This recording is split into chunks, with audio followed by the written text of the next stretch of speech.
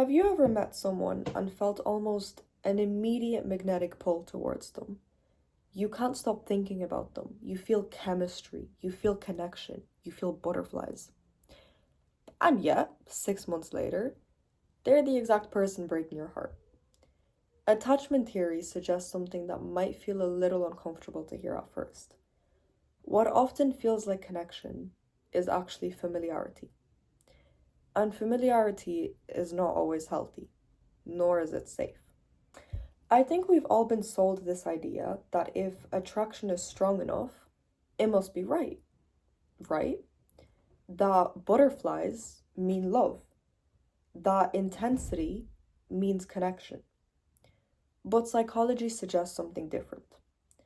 According to attachment theory, we are unconsciously drawn towards relationship dynamics that resemble what love felt like growing up.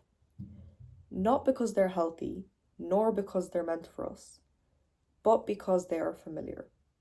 When we're children, we are constantly learning, not just how to walk, not just how to talk.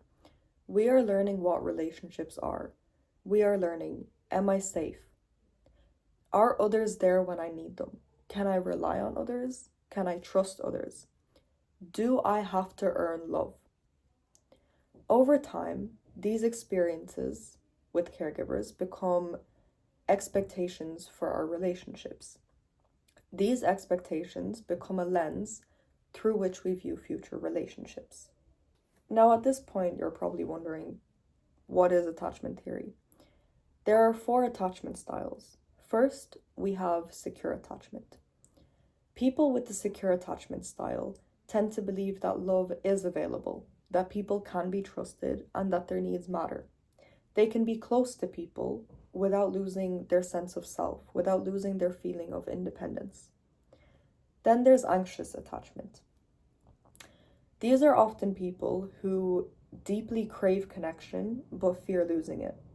They may overthink, seek reassurance, and they may become very sensitive to changes in a relationship. Next, we have avoidant attachment. Individuals with avoidant attachment style often value independence above all else. They may struggle with vulnerability and can feel uncomfortable when a relationship becomes emotionally intimate. And finally, we have disorganized attachment. Disorganized attachment is a mix of both avoidant and anxious. This is often described as wanting love and fearing it at the same time. Part of them wants closeness, while another part wants to run from it. Now, here's the important thing. These are not personality types. These are not labels. Attachment theory suggests that these are adaptive strategies that we develop based on our early experiences with caregivers and whether we learned that support would be available when we needed it. So, why do anxious people chase?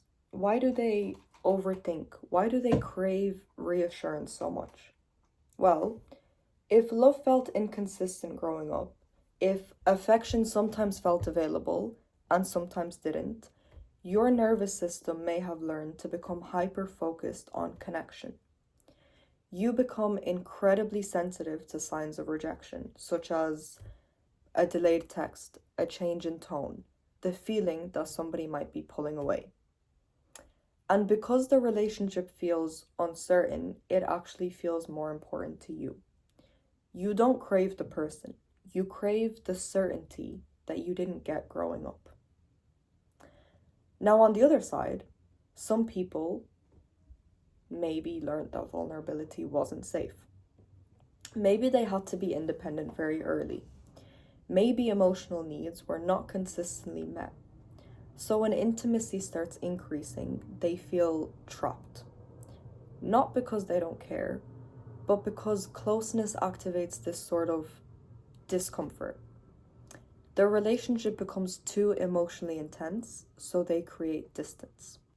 Now, this is the part that changed everything for me when I first learned about attachment theory.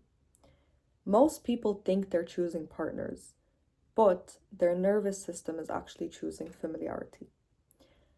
That's why someone who is emotionally unavailable might feel exciting, Whereas somebody who is emotionally available might feel a little boring. Not because healthy love is boring, but because your nervous system has not learned to recognize safety as attraction yet. Now, the goal isn't to sit here and blame your parents for your attachment style, nor is the goal to label yourself as anxious, avoidant, or disorganized forever. The goal is also not to just accept your circumstances and go on saying, oh well, that's just how I am. The goal is awareness. Because once you understand why you do what you do, you can stop repeating patterns. Attachment style is not a life sentence. Your style can change over time if you want it to. That is where real freedom begins. Comment secure if you would like me to make a video next explaining the secure attachment style more thoroughly and helping you strive towards security. I hope you enjoyed this video, and I hope you got a little insight on what attachment theory is and what attachment style you may be, so that you can use this knowledge to become a better person, become a better version of you, become the best version of you, and attract the love and keep the love that you deserve. Bye bye, my love. May you keep growing and may you keep glowing. Mwah.